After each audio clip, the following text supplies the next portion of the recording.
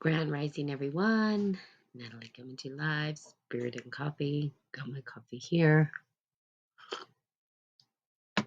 Sprinkled some cinnamon and cardamom, and that's what I put in it. And it's very good.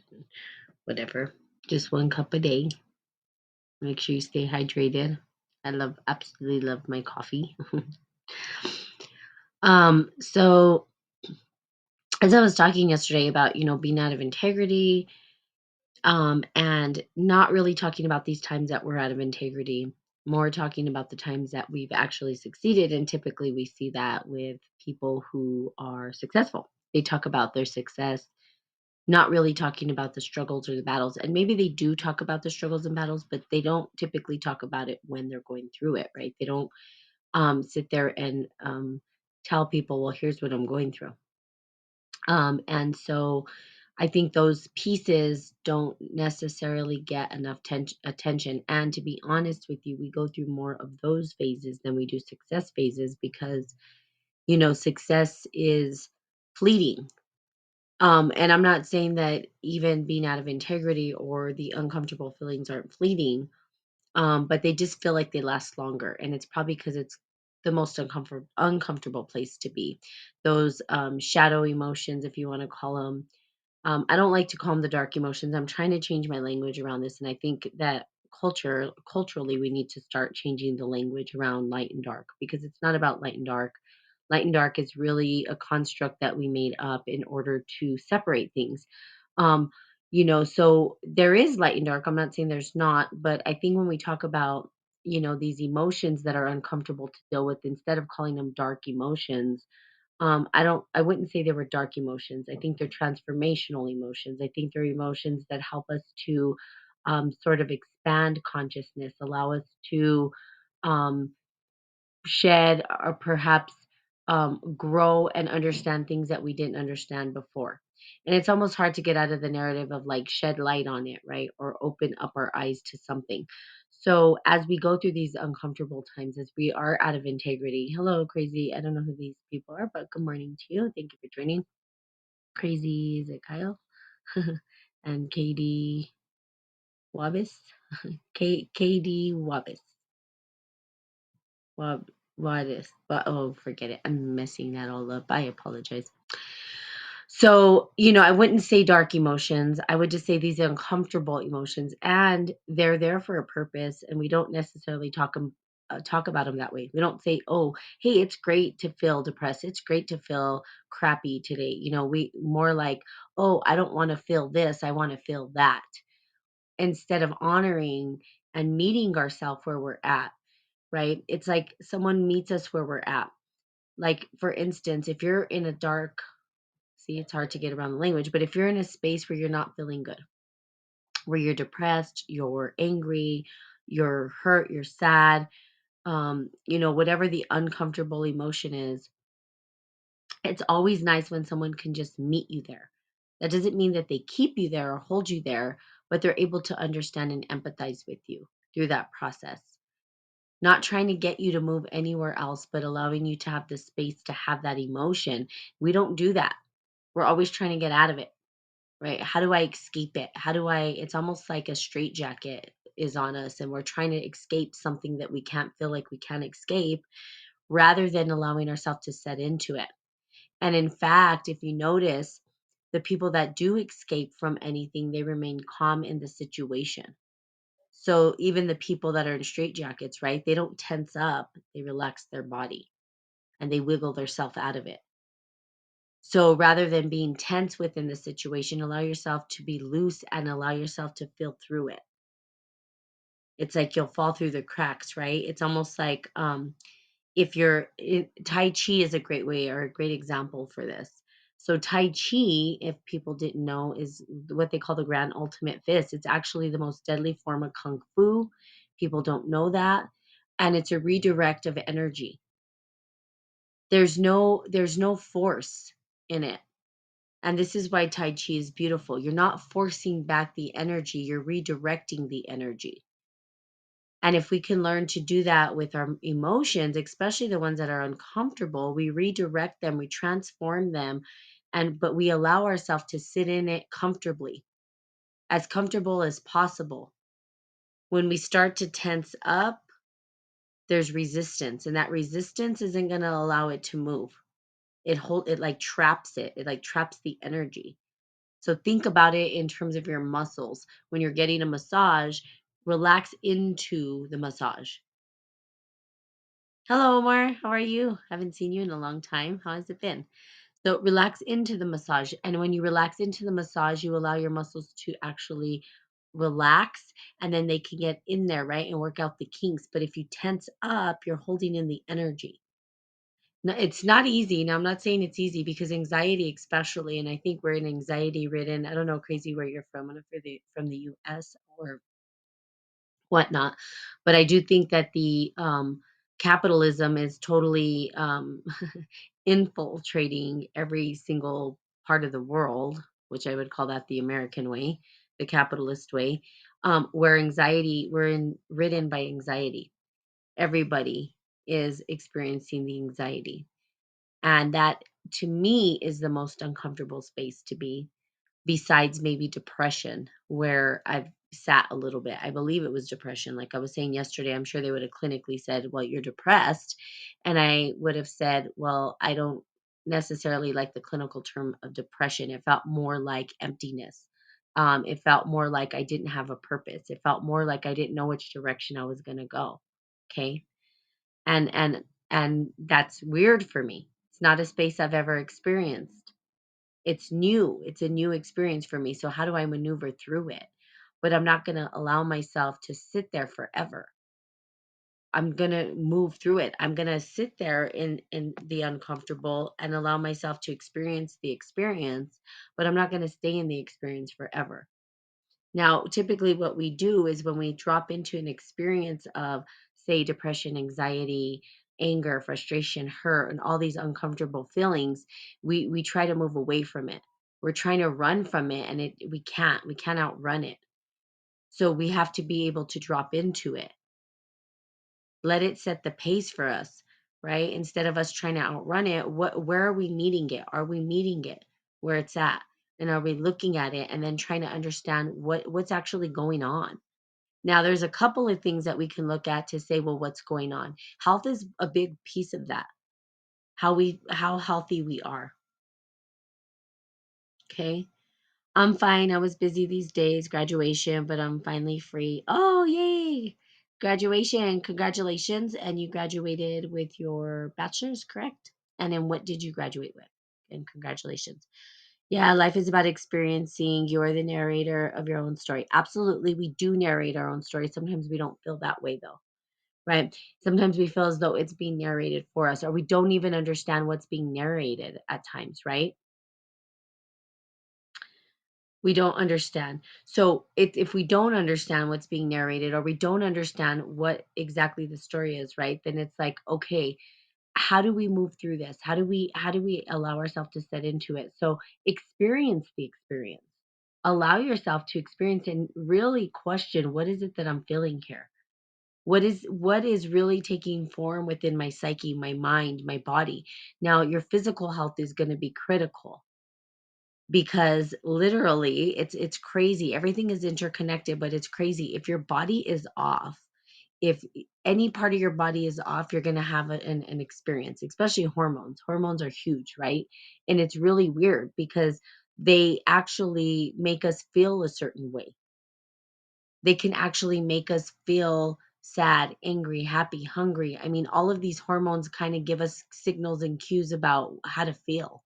So sometimes we think, oh, like we're angry. For instance, I had low iron at one point and I had to get infusions. But when my iron was low, I felt crabby and I felt irritated all the time.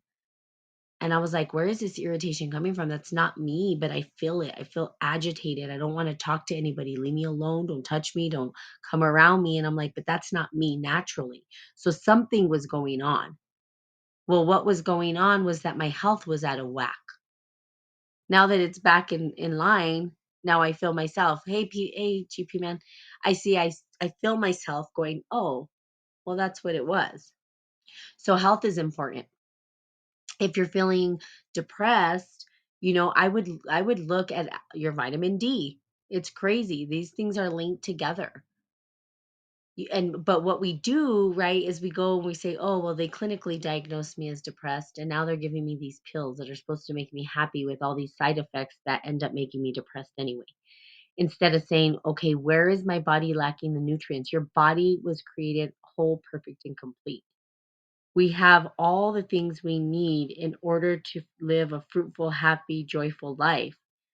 But if there's anything off within our body, anything, and in the hormonal and vitamins and minerals and all this stuff, if it's off, if our pH levels are off, if we're not drinking enough water, all this stuff, if we're not like actually feeding our body like a plant, right, to thrive, then we're going to be off mentally. It's just a fact.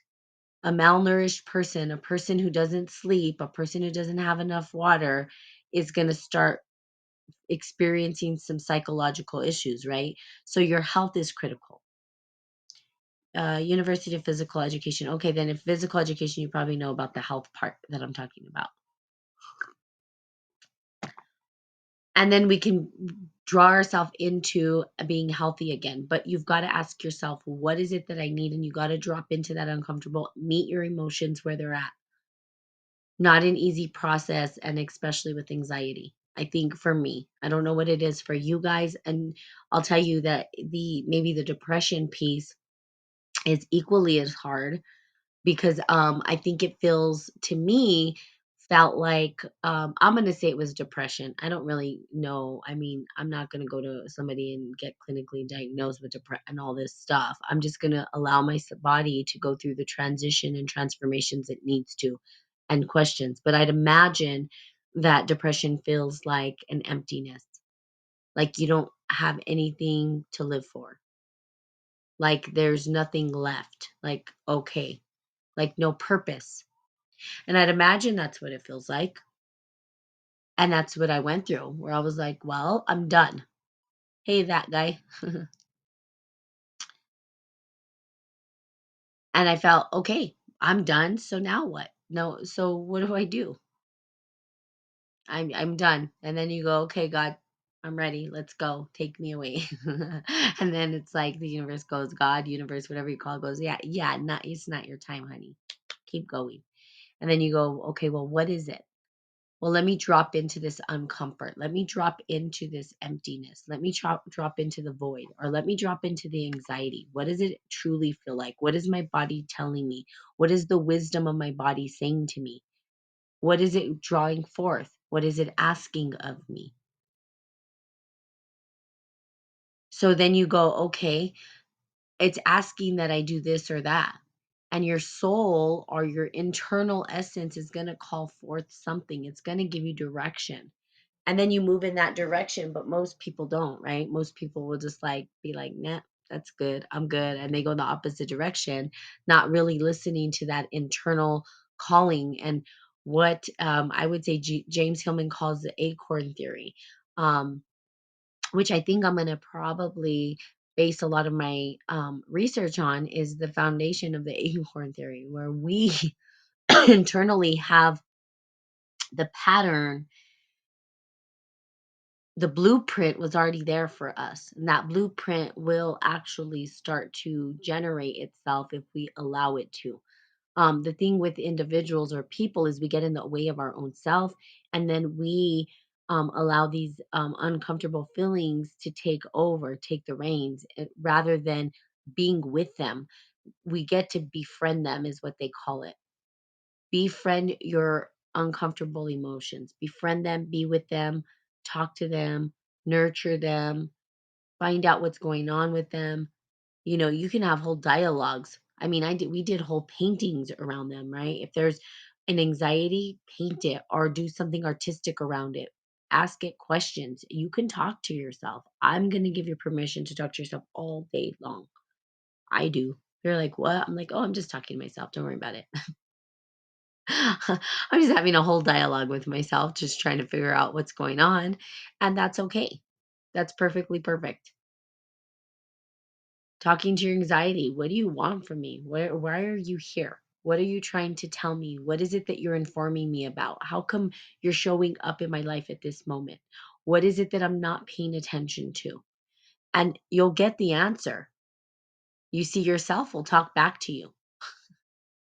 Your cells are going to communicate with you. Your body's going to communicate with you. Your body has a wisdom greater than you have for your own self. Think about it. Your body's wiser than your brain. Our brains make up shit, right? Well, the body doesn't make anything up. The body just operates. It's wise. It knows what to do. It has instructions. It understands that it needs to pump your blood. It understands that the heart needs to beat. It understands that the lungs need to filter in the oxygen and let go of the carbon dioxide, whatever it does. Your kidneys know what they need to do. Your gallbladder, everything in your body's wise and knows what to do. We never ask it questions. We just let it go and we don't even talk to our body for the wisdom that it's calling for.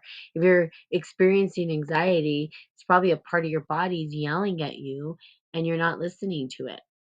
Something inside of you is saying, "Hey, dude, you're doing this wrong," or woman or whatever. You're just not, something's off. And when we talk to our bodies, they give us the wisdom. Our body has wisdom beyond our own understanding. You see, we're not making our heart beat. I'm not here pumping my heart. Trust me, I would fail. I would die in a matter of minutes. Right? Our monkey mind goes all over the place. It can't even stay focused on one thing all the time. We're constantly moving and thinking and this and that and moving around, but we get the luxury to start to contemplate life through our brains, which is cool. They call it consciousness. And they call it complex consciousness, that we get to sort of look at life and try to understand it and experience it, but we're not operating the body. The body's operating us, and we think it's opposite. You see, the body's just working. There are so many processes happening right now. You are a universe. Your body is beyond a universe. Think about it that way. And all these processes that are happening in your body at this very moment, you're not doing it. The body is doing it. I mean, it's pretty freaking phenomenal when you think about it. Trust me, I'm getting my nutrition certification because I'm doing a whole entire transition.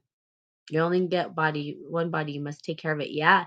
And it's crazy because if people really understand all the intricacies of what our body does, our cellular reproduction, respiratory, our hearts, our everything, every piece of the body is like intelligent and doing these amazing things that we don't.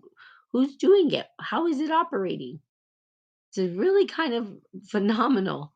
And if people can't see the beauty in that or understand that, then I'm confused. I'm going like, how do you not understand that this body that you have is a universe and it's operating without you having to do anything? It's wise enough to understand. I mean, that's pretty badass, to be honest with you. I mean, seriously, I was looking at all these like cellular reproduction, right? How body needs water for hydration and what it does when you eat and how the body breaks things down. Like, we're not having to do all that. The instructions were already there. I mean, it's weird when you really think about it. It's kind of weird. Something's operating this thing that we didn't create. I didn't create me, right? You didn't create you. It's quite phenomenal, to be honest with you, and I think we forget that. Um, So when the body or when our mind is telling us that we're depressed, when our mind is telling us that we have anxiety, when our body is saying this, it's a body issue. It's an issue in the body. It's like we need to find the wisdom in our body to move past it, and that means we get to set into it, meet our body where it's at. Now, I'm not a doctor, but I would say this. Fine, see your doctors if you like traditional medicine, but I would say first ask your body what it's telling you, what it's calling forth. What does it want? What is your body saying, I need at this moment? If it's anxiety that you're feeling, which was the hardest one for me to get through, right? I didn't know how to move through it. I was totally lost. I was like, how do I get through this anxiety? I've never felt it before. I don't know how to work with it. It's uncomfortable. I was trying to run away from it, and I was trying to do all these weird things. And what I found, right? Because going through therapy, which I highly encourage everybody gets a coach and a therapist. I'm a coach and I coach people and I get coached and I have a therapist. So, highly encourage you to do that for the sake of understanding things that you don't necessarily can't get to the root of yourself. Like, I'm experiencing this thing. I don't know how to move through it. I don't know how to operate it. And the suggestion was ground yourself, right? Ground yourself. And then touching warm water became my practice. Literally, washing dishes became the practice for me. Touching the water, being able to do something that would get my mind off of everything helped me move through the anxiety. Not get rid of it, but actually move through it and to be with it and to befriend it and to drop into it and not to resist it, because the resistance is just going to trap it there. It's not going to allow it to move forward. We've got to sort of like drop into it and then release it rather than grip onto it and hold it in. It can't go anywhere if we're trapping that energy in us. I had that experience before, not sleeping before. It was depression about the final test, but it's gone now. Sleep. Um, Water is important. Yeah, the soul. Um, Feed your soul and your body. Yes. Yeah, but sometimes the mental health is not stopping like a cycle, and it won't stop. The mental health is not a never-ending cycle. Here's the difference, and this is what's beautiful. And I've said this a million times. I'm gonna say it again. The only difference between the master and the beginner is practice, and that's it. It's just practice. When you learn to practice to move through these emotions, you see the Buddha, the Christ, the all of these sages, these people. It's not that they don't get agitated. It's not that they don't get depressed. It's not that they don't get anxiety. It's not that they don't experience these things. It's that when they feel the experience come up, they know how to practice to transform it into something different. And it gets so fast that it's almost like it doesn't exist. But you never escape those feelings in this three-dimensional time space. No one does. It's not, no one does. Why? Because we're a body, we're an entire universe, and not everything's going to be in balance all the time. We're constantly looking for the equilibrium, right? Which is what Buddhism offered us. That how do we find the middle path? Well, the middle path is not just about our mind, it's about our body too. How do we balance our body so that we're experiencing all interconnected? Everything is interconnected. And the older we get, the further away from balance our body gets, right? If we're not taking care of it, it starts to go off balance. Our mind starts to go off balance. If we're not tending to our thoughts, if we're not tending to our consciousness, if we're not tending to our mind, it goes off balance. It can go to one extreme or the other. In other words, if we're not tending to it, we can stay stuck in these uncomfortable situations for like ever. And that would be terrible, right? And then you have those people who end up doing crazy things because they're not balancing it out and they're not working to balance it out. And they're getting stuck further and further into one side. But it's not that we don't, like, for me, it's not that I don't experience these things. I haven't talked about them because I rarely go through them. But this is a big transformation in my life, right? When you hit, I would say, nearly midlife. Okay, some people are like, "Oh, you're not midlife yet," but I'm pretty much midlife. I'm just gonna say it because, yeah, people are living longer or whatever. But about my age is about midlife. That's what I'm gonna say. Okay, might be a little younger under, but doesn't matter. I think through the rites of passage and the way that we evolve and the way we develop as human beings, I'm at a place where my life is going to shift drastically. I'm entering into a whole different phase of my life. Now, this is not a baby phase. This is like an entire makeover of my life, a complete transformation and shift into. And the difference between this phase and the phase before, and I loved it because my therapist put it in a really cool way. And this is why I love her. And that's why I go to her. She said, in the first phase of your life, you're like an art, right? You're painting a canvas, okay? 40 is the new 20. It's true. I agree. I do agree. However, mentally, not so much. Not for me, anyway, as I feel ancient. Ah, I do feel like a kid too. So don't get me wrong. But the transition between the two, right, is a rites of passage where our life completely shifts and changes and molds into something new. Now, the first part of our life, which I like, you can see it as a canvas, right? So we have this blank canvas and we're learning. So we're pulling out paintbrushes and we're pulling out the paint and we're painting our art. Our life is like this big white canvas. We don't know what it is and we're trying to paint it. We're trying to bring it to life. We're putting color on it. We're painting it. Maybe it's a big mess. Maybe it's very abstract. Some people have very narrow lines. Some people have, they're trying to paint this perfect picture, whatever it is, right? But we all have our canvas and we're painting it. So we can say that the first part of life, that's what we're doing. And here's the distinction between the next part of life. The next part of life, we're not given a canvas. We're given maybe a piece of wood, or we're given a piece of metal, or we're given a piece of block, right, of stone. And what do we do with this stone? What do we do with this block, wood, all that stuff? We take away and extract. We become sculptors, in other words. Rather than adding something to the canvas, we're taking away what's not supposed to be there.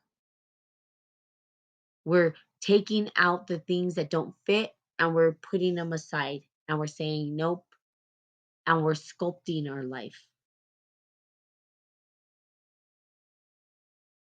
That is such a powerful distinction, and it's actually makes sense, even being like Mason, right? That's masonry work, and that's what they did in Masonic lodges. That's what they talk about. How do we construct our life? How do we chisel away? Now, if you look at the Masons, they use all geometrical stuff. They have the tools to carve out to, and what is it telling us? It's telling us that we are the sculptors of our life. We are the ones who get to create the mold that we want to see. And we do that by extracting things. The first part of life, we're putting stuff on. Now we're like, that's too much shit. I don't want all this. Now I know what I don't want. And you start to take away and you start to say, okay. And your life starts to look like this beautiful sculpted art piece. And I think that that's a powerful way to look at life, like such a powerful way. And that's where I'm at. I'm sculpting my life. What is it that I love? What is it that I want to do? And what does not fit into my life? Instead of trying to fit everything in, I'm taking away. Pretty cool, actually. And I've taken away a lot. And what I have left, and this is what I'm starting to mold and shape, nutrition, health. Those are the things that I love. Those are the things that I naturally do. I eat healthy. I work out. I do kung fu. And that's literally my life. Now, how do I support and share that with others? That's the next phase. How do I support that? And how do I get people to understand that their health is the most important thing that they can focus on? That's a priority. When they make that their priority, then they can feel great to do the other things that they want to do. But without their health, No money can buy health. I don't care how much money you put into your body. You can't, you're not going to feel the same as though if you put the money into preventative health measures, into and making sure. So I'm chiseling away, and what I'm left with is that there's other pieces too, like pleasure. And that's a bigger piece that I know that the podcast eventually will go in that direction of talking about pleasure, sensuality, sexuality. What does it mean? How do we reconnect to our pleasure? And that is the journey. Am I ready to go into it and discuss it? Not necessarily yet, but that will be the way that this podcast starts to go, is really talking about sexuality, about people reconnecting to pleasure and understanding what that means to them, and understanding how to reconnect to sexuality, and understand that that piece is where our power exists. And when we start to connect to that, and men and women can start to understand what sexuality and sensuality means to each other, and we can start to understand how what pleasure means among two individuals coming together, and then start healing around that, I think there could be a true healing ignited within both men and women. It's not a one thing or another, or one up, or oh this and that, but there are a lot of things in the body that need to be discussed. Affection is important. It is. It's critical, and we're so disconnected from it. And so for me, I'm trying to figure out what that is for me before I can even share it here. How can I share what I don't necessarily 100% know in myself, that I'm reconnecting to myself? How can I share changing or moving or making a big shift in this phase of my life when I've yet to make the full jump? I can't necessarily, hey Tom, talk about it. I can talk about the phase that I'm in, but I preach what I practice. I don't practice what I preach. I'm not going to sit here and talk about all of these glorified things that I want to do, and that's what most people do, you know. And I'm not even going to talk about it glorified when I do reach there, but I'm going to talk about the journey that took me there, because that journey is where the gold lies. That's where the gems are. It's the journey. It's not the destination. It's not when you get there. When you get there, yeah, it's great. Then you're like, what did I learn along the way? Those gems are what's important. So as we take those gems along the way, yeah, we could take our treasure with us and be like, okay, I got to the finish line. Or we can say, you know what, I'm going to leave this piece behind for you, and I'm going to leave that piece behind for you. And then you get to your destination, and then there's all this abundance, and now you're ready for something new. So that's the phase that I'm in. It's a huge transformation. It's a huge shift in my life. It's not small, and it comes at kind of midlife. Although it wouldn't be midlife yet, because like you said, 40 is the new 20 and whatever. But but I would still say it feels that way, right? It feels like I'm ready for this whole transformation in my life. And there are people who hit that point that don't know how to move through it. They don't know how to move through it, and they go through what they call, quote unquote, call midlife crisis. No one's telling them it's a rite of passage. They're calling it a crisis instead of a passage. No one knows how to walk over the bridge, under the bridge, through the bridge. I don't care how they get to the other side, but no one's showing them or telling them. They're saying they're crazy. They give them pills, they numb them out. They say, go back to the other side of the bridge. You don't need to be on the other side. There's nothing for you. Burn the bridge. I don't know what they're saying. And me, I'm saying, I ain't burning the bridge. Hey, bestie, I'm not burning the bridge. I'm going to find my passage to the other side. Now, I don't know how the passage is going to be. It's going to be crazy. There might be some heavy waters. I might fall through the crack. I don't know what's going to happen, but I know that I'm going to get to the other side. And that's a rite of passage. And when you hit midlife, you start going through rites of passage. I am the bridge. Absolutely. And you can be the bridge as well. And you could go back and forth, but midlife crisis is not a midlife crisis. It's a rite of passage. So let's just normalize that. You're starting to chisel away at your life, become the mason of your life. You're starting to take that big rock that you created and you're chiseling away the art. You're pulling it out, you're extracting what doesn't need to be there so that you can actually sculpt your life into perfection. Like, how cool is that? Right? We've already added too much shit to our canvas. Now we got to take it away. I'll swim with you. Yes, bestie. I'll need to get on your back like the gingerbread man. Except don't eat me. Sometimes we escape from the experience and choose the easy way. I did that before. But since I started to be more social, experience a lot of things. I'm good experience and I learned from the past. Yes, we absolutely do. We try to escape the experience. Now, midlife crisis people, stop calling midlife crisis. It's not. It's a rite of passage, and you are transitioning into a new phase of your life.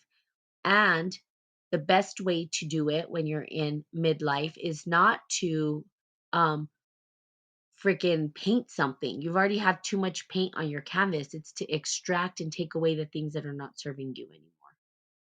Let it go. Just let it go and start to put in the things that fulfill you, the things that make you happy, the things that you know you're joyful when you're doing it. And the rest can just be sort of set off to sale. Let it go.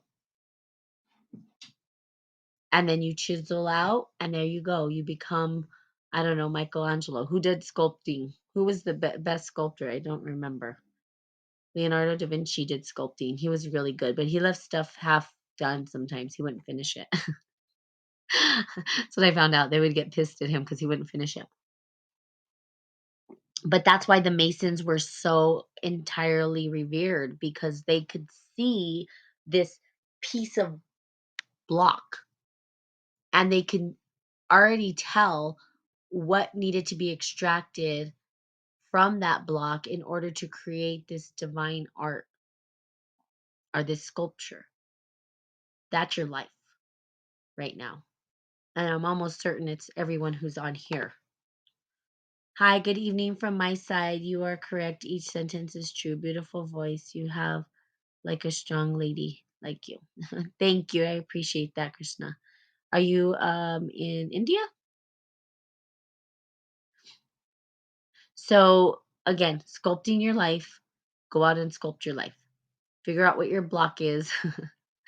Figure out what needs to be taken out. And another thing that my therapist said that was really kind of cool. She said the people who are actually sculptors can look at a piece of rock. They can look at it and already tell what needs to be taken out. They just look at it and know. Okay. So that's what the Masons were doing. That's what they talk about. They're all based on Masonic principles. Yay, you're from India. Strong girl. Nice. Love it. What part of India? And so when you look at your life, you're going to ask yourself what needs to be extracted. You already know. That's the thing, is that at a certain age, you already know what you need to let go of. If you don't, y- then you have some journeying to do and some awareness you need to be opening your eyes to. But I would imagine that everybody on here is highly self aware and open and understands what needs to be extracted and let go of. You don't even have to just throw it away like it's nothing. You can go put the stone in another place and set it nicely for somebody else to pick up. Doesn't mean you have to be like throw it, or you could throw it to the water, let it swim down, or if you want to throw it and crack it and break it, that's up to you too. However you want to do it. But the pieces that don't need to be there, extract them and let them go and start to be the mason of your life. Start to chisel out the parts of your life that are so important to you and masterpiece at the end, right? Isn't that what we're here to do? Our final our final art piece, right? We've been molding, we've been playing it with clay, we've been doing all this stuff. And now we get into the phase where we're starting to refine our art. We're starting to refine our life. We're starting to understand. I heard people say, I wish I would have known back then what I know now. No, I don't. I don't. Someone said, if you go back, this is the, hey, Natalie, some guy asked me, if you could go back and give yourself advice when you were younger, what would you say? I said, I wouldn't say shit. I would give myself a hug.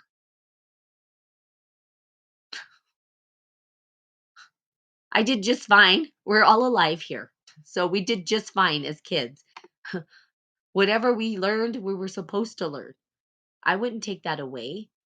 That was for us to learn. That was our journey. We should honor it. We should be proud of it. We should be proud that we're here today on this podcast, joining together to talk about chiseling our life to the next phase. Like, we made it this far.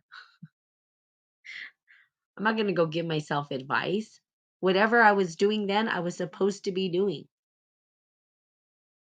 The only reminder I would give is that you're loved, and hug. That's it. Hug. A tight hug for a very long time. That's it. No words need to be said. I would have never asked that girl to prom. I still regret it. Well, look at the regret. And is it really regret, or did it teach you something about chiseling out your life, right? What the do's and don'ts are. How would you know not to if you didn't do it? See? All right. So there you go. I'm going to start reading into sort of the Mason stuff and chiseling your life and see what a sculptor really does, because I think that the analogies, or the way that they operate, excuse me, their art could be applied to our psyche and our mind and how we sort of build our our consciousness and our life. And I think that that's how I'm going to start to build my life going forward. I'm not going to use a canvas and paint. I'm going to extract things that I don't need anymore and let the art reveal itself. Okay.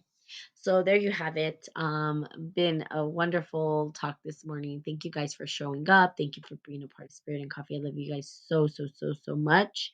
And have the most blessed day ever. Mwah. Bye bye.